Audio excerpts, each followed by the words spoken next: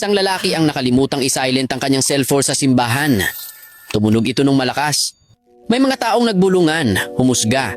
Pati ang pare, pinagalitan siya.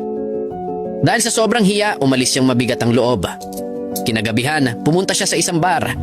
Dahil malungkot at lutang ang isip, aksidente niyang nabasag ang isang baso. Sabi ng waiter, "Okay lang po sir, ako na maglilinis." Dagdag naman ng bartender, "Huwag kayong mag-alala, nangyari talaga yan."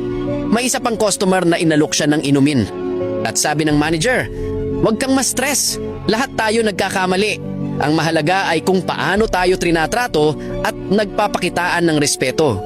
Doon niya napagtantong ang kabaitang inaasahan niya sa simbahan ay natagpuan niya sa bar. Mula noon, hindi na siya muling bumalik sa simbahan. Dahil minsan, ang tinatawag nating mga makasalanan ang mas may puso kaysa sa mga nagsasabing sila ay banal.